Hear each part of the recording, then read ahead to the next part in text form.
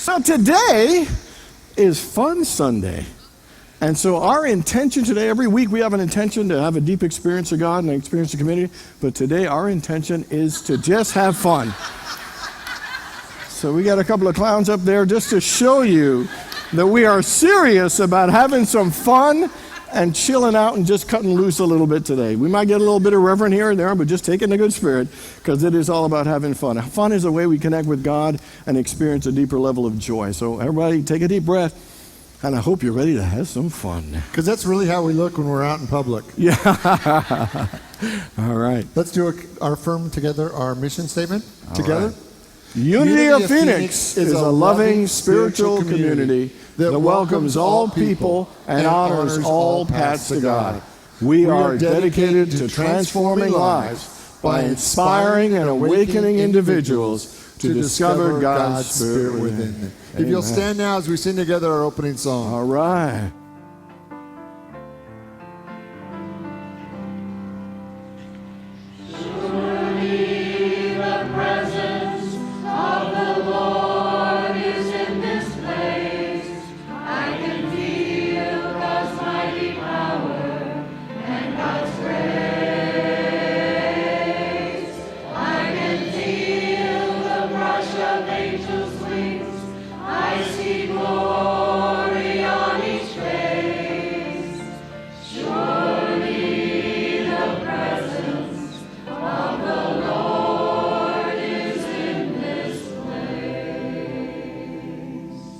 Take a deep breath.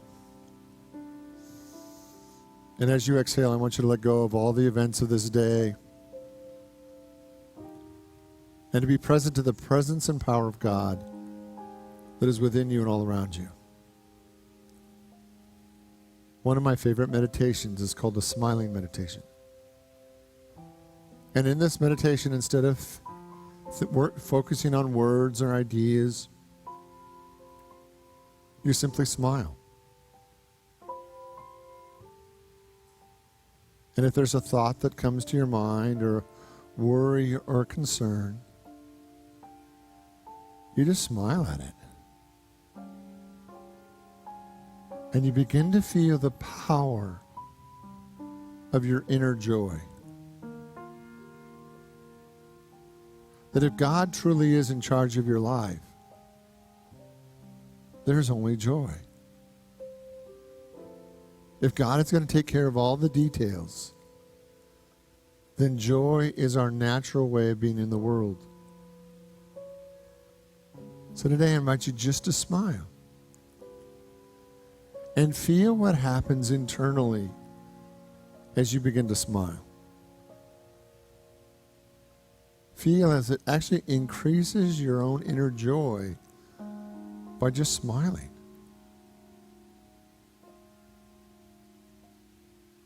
That smiling heals and restores us. So today, I'm going to invite you to smile. Imagine smiling at your past and all that your past has been. Imagine if you could just smile at all of it. Imagine your future. And what would it look like if you could smile all the way into your future? Knowing that God is going to be in charge of every event. And your job is just to smile. And in this moment, with whatever's going on, we smile at it.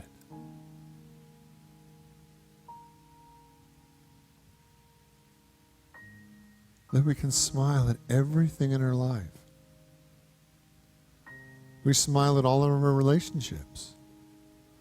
We smile at all of our family members. We smile about our work and our finances. We smile about our home.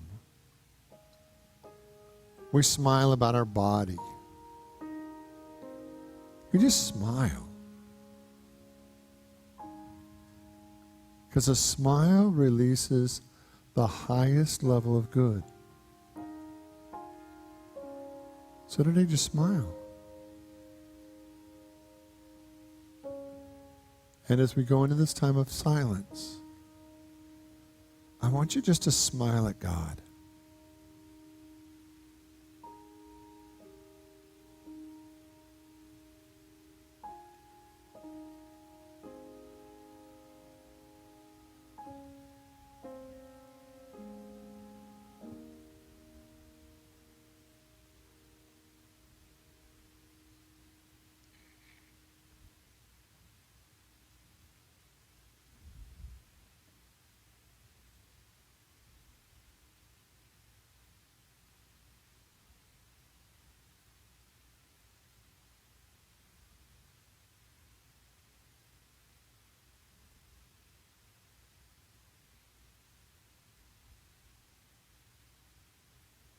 Today we practice smiling.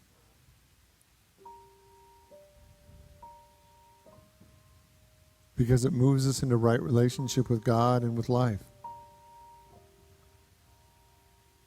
That if we are not smiling, we have yet to acknowledge that God is in charge. And every time we smile, it moves us into a greater level of being blessed.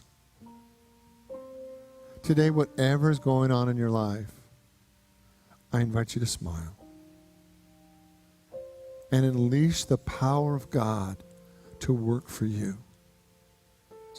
In the name and through the power of the living Christ, we give thanks.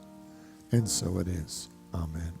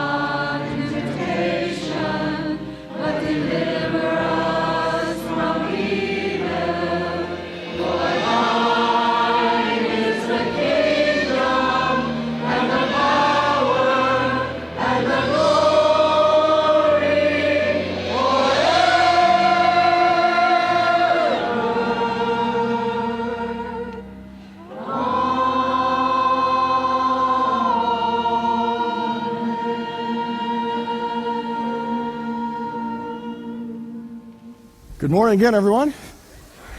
And a shout out and a welcome to everyone who tunes in and watches us online. Welcome, everyone.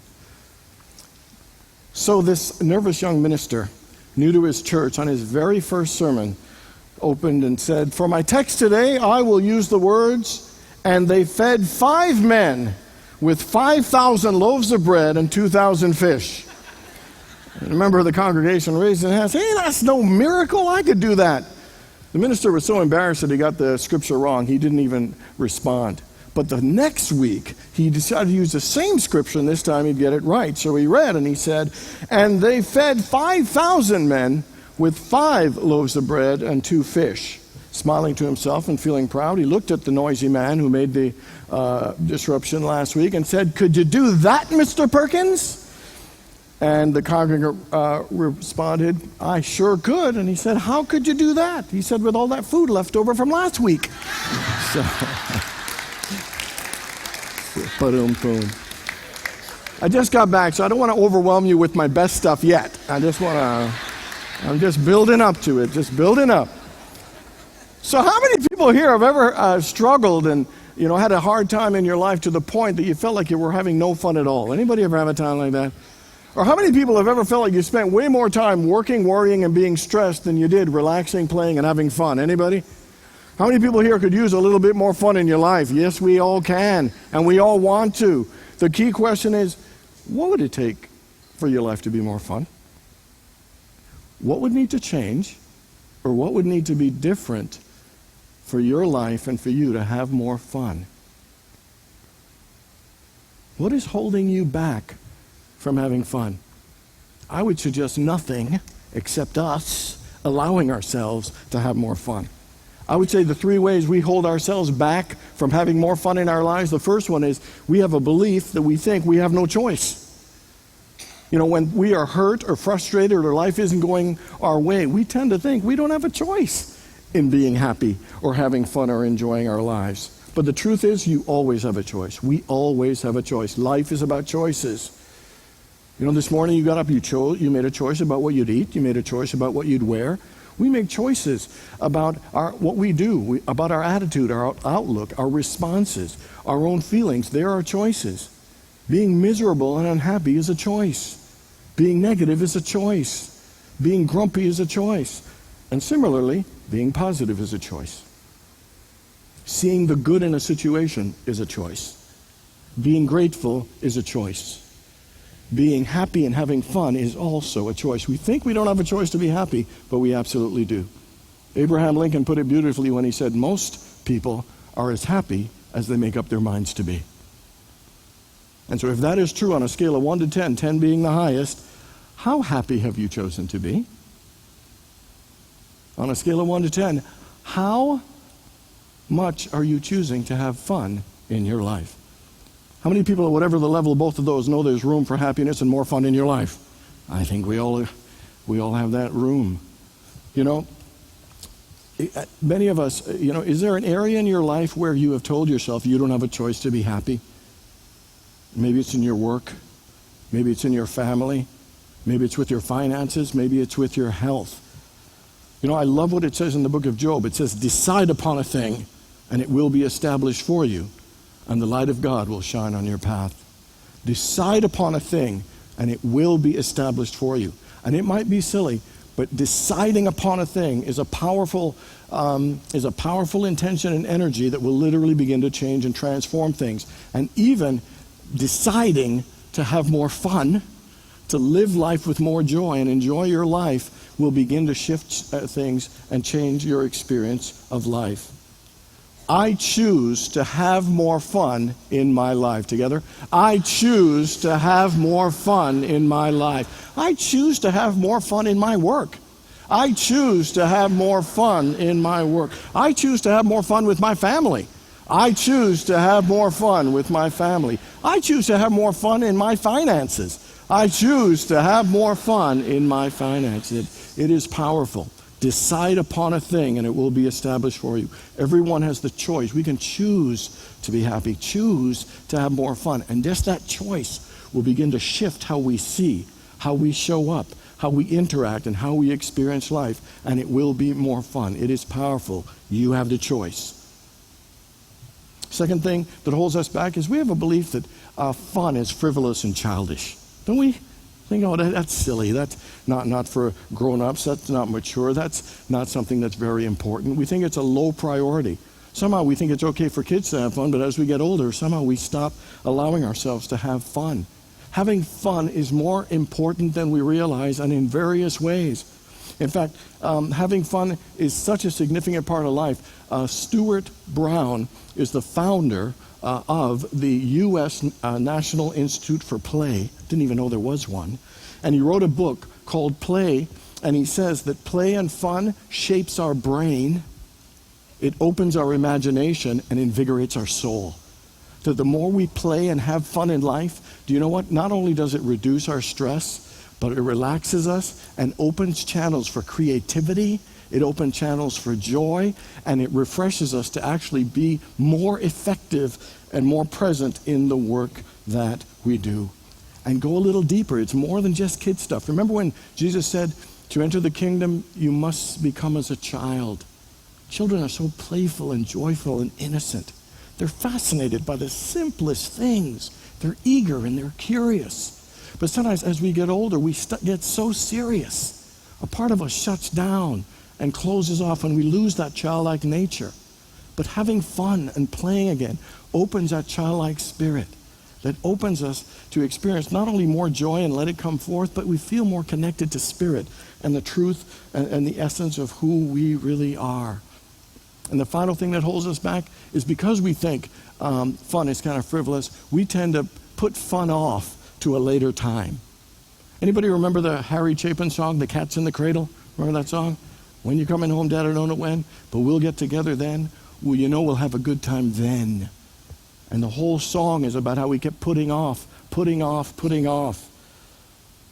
sometimes we put off fun. We put off our joy. Anybody ever say something to yourself? I'm going to start having fun and doing fun things as soon as life is not as busy as it is now. I'm going to have and do a lot more fun things when I get enough money or when I get that promotion. I'm going to do a lot more fun stuff when the kids go to college. You know, when, I make more money, when, I lose the weight, when I retire.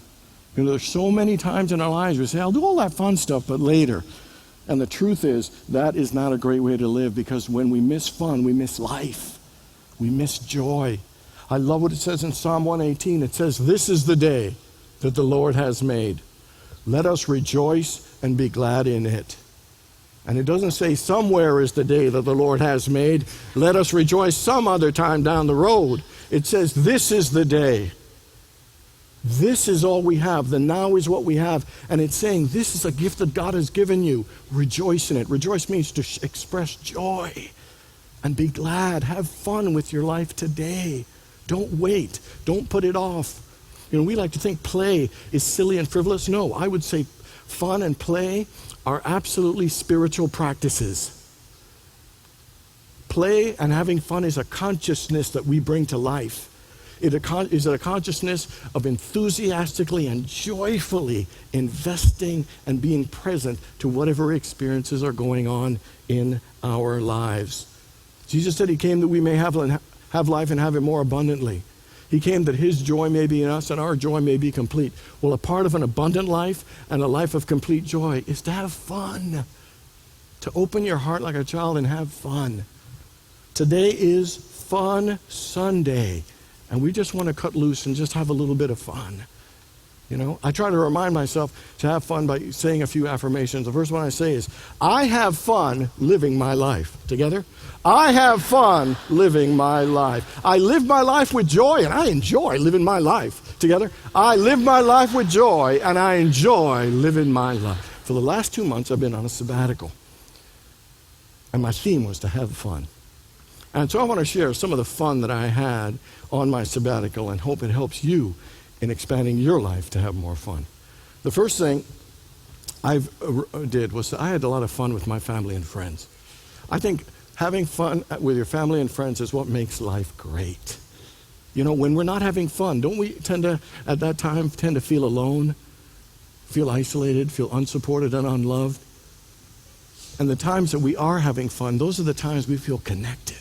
We feel a bond. We feel loved and supported. We feel safe. And there is something magical about, connecting with your family and friends. There is something about sharing and caring and experiencing something together. Even sharing a sandwich together. There is something that heightens the level of joy by just being with people. And so for the entire month of July, I was with members of my family. We traveled. We did all kinds of fun things. There were 3 birthdays to celebrate. Celebrated my grandniece's 1-year-old birthday. I mean, we had so many parties. We were reflecting. We're having so much joy. It was an incredible experience and absolutely loved it. But a part of that joy and sharing wasn't all fun. You know, my brother had to check into a treatment center to do some detoxing.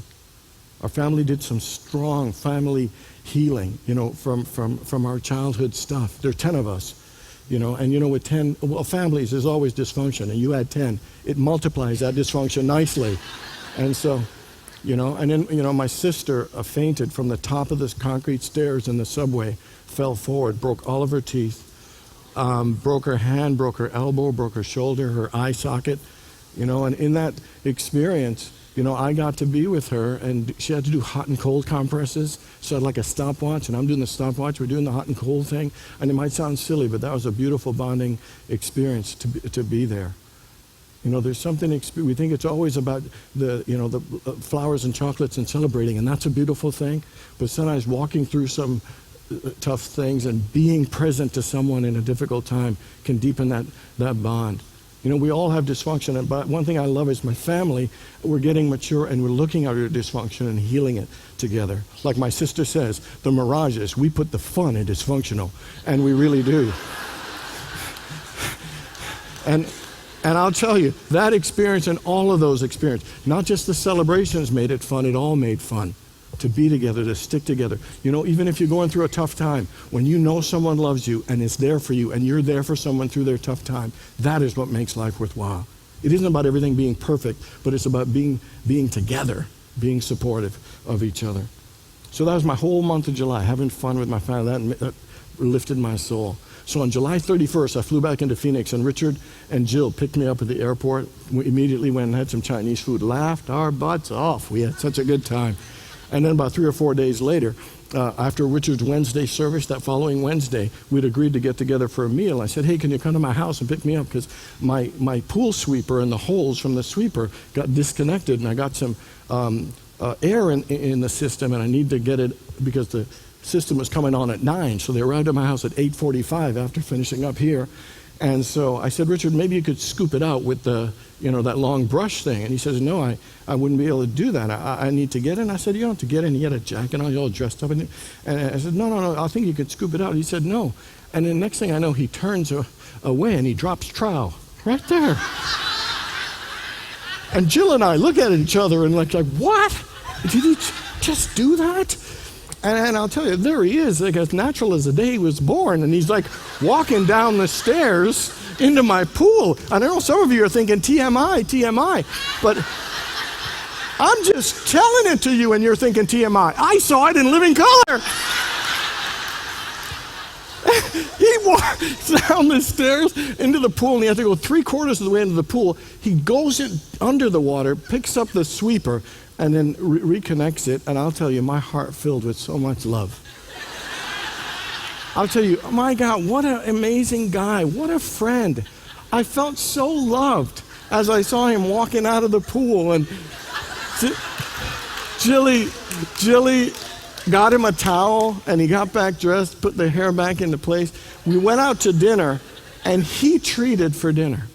And I thought, for helping me and giving me a free show, I should have paid for dinner.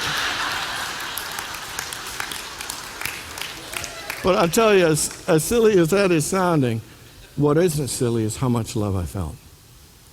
To have people in your life that care about you and that'll be there for you and even do something wild like that, and we all had a good laugh about it. We really enjoyed it. So my question for you is, who are the people in your life that you haven't been taking the time to maybe play with and have fun with? Or express your gratitude. Sometimes we all get into a grind, and even the people in our own homes, sometimes we don't always take the time to have fun and appreciate.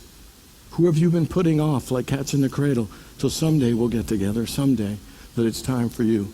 Maybe it's someone in your home, maybe it's someone that's far away or estranged. But I guarantee you, reaching out and connecting and sharing with the people you love, and even healing and just being there for them is something that really makes life more fun. That was the first month. The second month for me was really all about silence. It was about retreating and having quiet time where I journaled and did meditation, where I really spent a lot of time in solitude, just going deeper. And initially you're thinking, fun, silence, those don't seem to go together. Because sometimes with us we feel discomfort and scared about being in the silence. But the truth is, if we want to have more fun in our lives, we need to spend more time having fun in the silence. Because to quiet ourselves and to connect with that living Spirit of God that is the source of life, that is the source of all joy, and let it bubble up from within, that is where true joy.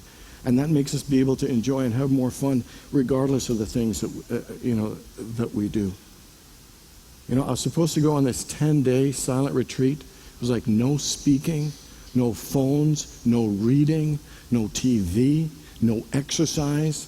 You got up at 4 o'clock and meditated till 9:30 every day for 10 days.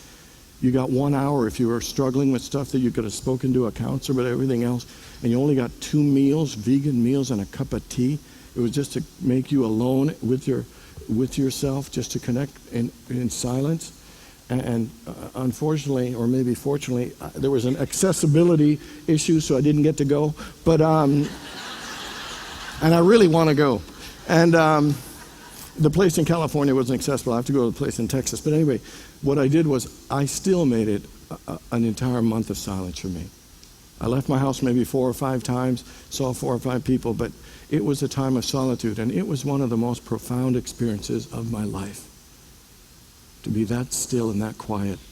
I used to be one of those people that I'd turn the TV on every morning, Sports Center, just to keep me company while I was getting dressed and stuff, listen to some of the stuff. But now I don't do that at all. Because there is something when the soul starts hungering for silence, when you feel connected to the source. Jesus played morning, noon, and night. He prayed all the time. I think, well, Jesus, what's up? That much? And then I realized as you do more, you hunger for more. That's the place you want to be. You want to live more out of that place. And the way you live more out of that place is to be in that place more. I saw an article, Alex Rodriguez, A-Rod. The article was entitled A-Rod and the Power of the Sabbatical. I thought it was interesting. He got suspended for a year, but they called it a sabbatical. I thought that was interesting. But here's what it said. At the age of 40, after a year break, Alex Rodriguez is playing as good as he was in his mid or early 30s. And what they're saying is that when you take a break, there is something that renews, that refreshes, that gets you more focused, more energized. And silence is like a sabbatical. A sabbatical is a break from work. And silence is a way we break away from the noise and go to a deeper place that is the source of all life. I love what Psalm 16 says. It says, "You have made known to me the path of life. In thy presence is the fullness of joy. At your right hand are pleasures forevermore." And what it is saying is that when you're connected with God, that is the fullness of joy. That the truest pleasures are going into that quiet place. How many people know you could do more silence and meditation in your life? And I'll tell you, if you want to have more fun in your life, spend more time having fun in the silence and connecting with the source of real joy, of true joy, of everlasting joy. I had fun with my family, I had fun in the silence, and I had fun facing my fear. Anybody ever have something in your life you wanted to do or achieve, and you let fear stop you from even trying it? Anybody ever have that? Fear is one of the most debilitating energies in the world. It restricts, it limits, it stifles, it kills our dreams and our hopes and our passion and our enthusiasm. Not only does it hold us back from achieving, but it holds us back from living, from trying, from asking, from feeling and achieving. And it absolutely limits our ability to have fun. One of the things I wanted to do ever since I was a kid, anybody ever watch an evening at the Improv, those comedy shows as a kid? As a kid, I thought, oh man, I'd love to do that. I'd like to make people laugh. And so last year, after 25 years of wanting that, I took a comedy class and I did a little 5-minute thing at the Improv, which is a part of the class. And during the class, the guy said, "So in your wildest dream, what would your greatest goal be?" I said, "Well, my goal would be to be that good that somebody'd pay me to do comedy." He laughed, and then I didn't think that was necessary. So I did my thing in December in 5 minutes. Some of you might have been there, and I did pretty good. And then like about 3 months later in February, I'd stand up live, if you've ever been there downtown. I got to do a bit there. And on my first joke, someone heckled me. And then my second joke, I missed my punchline because I was so scared from the heckle. And then it was just going nowhere, and the people were drinking and not even paying attention to me. And then some drunk girl got up on stage and started, well, anyway, it wasn't helpful to my set. And I was traumatized. I bombed, and I bombed big. And I just lost my confidence. And from this goal of getting paid one day to, I don't ever want to go and do that again. And I had a friend come over and try and write some jokes with me. And after a while, I said, "Look, man, I can't do this anymore.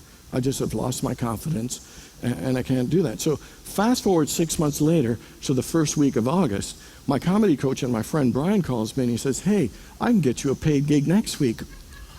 And a shock of fear. You ever had a shock of fear bolt through your entire body? And I was like, oh, no. And I made this promise to myself, if something scares me a lot, don't say no, just pray about it, because what scares you might be one of the best things for you. Not such a stupid thing I do. But anyway, so I said, all right, just give me a couple of days. Give me a couple of days before I decide. And he said, Richard, I really believe in you. I know you'll do well. So I prayed about this, and a question I asked myself, I said, Richard, if you felt confident again, and you had good material, is this something you would do, feel good about, and is this something you think you could have fun with? And the answer was yeah. So I ended up starting to just visualize and pray, God, let me do this and let it be fun. Let me do this and let it be fun. So I started visualizing myself up on stage telling jokes and people laughing uproariously. So I was visualizing, myself. And so I'm up there, and it's like, last week, this homeless guy tried to sell me 2 pairs of left shoes. And I said to him, what am I going to do with 2 pairs of left shoes? He said, just wear them till they feel right.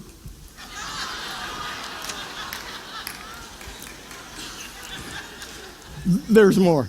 And so I have a friend who loves paintings by Van Gogh and Mexican food. Talk about artsy fartsy.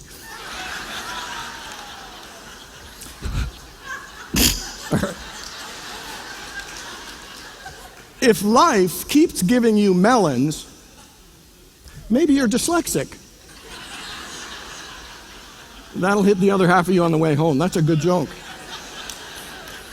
So they all laughed when they said I wanted to be a comedian. Well, nobody's laughing now. So, the visualization went a lot better in my mind than it did just now, but that's okay. So the shows were on Friday and Saturday night at Speakeasy Comedy Club in Scottsdale. But on the Thursday night, I found out that there was an open mic at Stand Up Live. And I thought to myself, do I dare go to the place I was humiliated the day before I get my first paid gig? And something in me said, I have to go.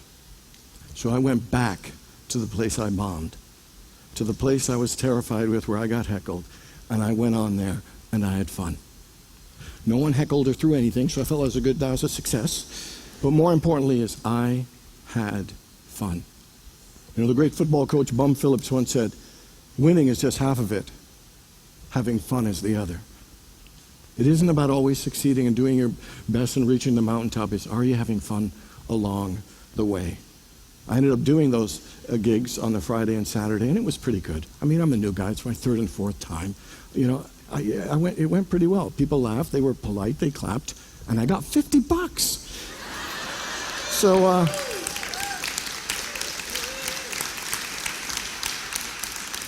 So my question, what's scaring you? What is frightening you that your soul knows that you are supposed to do it? That it is yours to do? And are you willing to have fun and face that fear? Are you willing to walk through it, trembling if you must, and open your heart and say, Spirit, I want to have fun as I walk through this? Because I guarantee you, when you walk through it, that it will lift you and transform you and open your life to greater and better things. Fear stops us from doing a lot of things in our lives. Somebody once said that fear stands for false evidence appearing real. I think it stands for forget everything and run. And that's what we do. But here's my point to you is you don't have to run.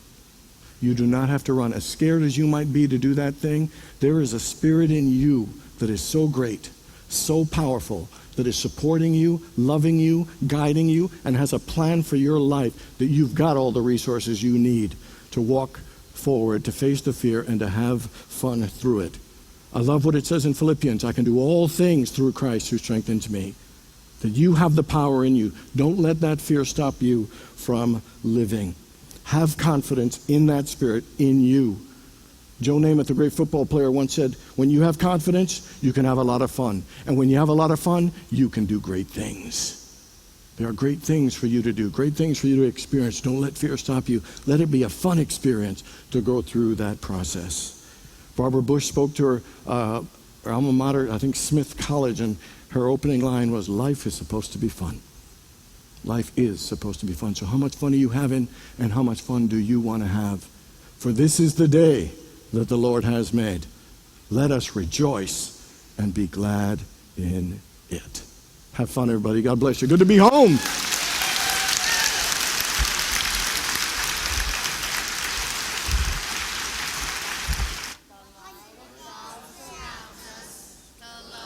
God enfolds us. The power of God watches us. The presence of God watches over us. Wherever we are, God is.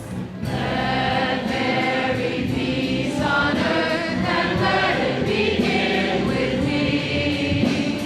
Let there be peace on earth, a peace that was meant to be. With God as Creator, family all are we. Let us walk with each other in perfect harmony. Let peace begin with me. Let this be the moment now. With every step I take, let this be my joyous vow. To take each moment and live each moment in peace eternally. Let there be peace on earth, and let it begin with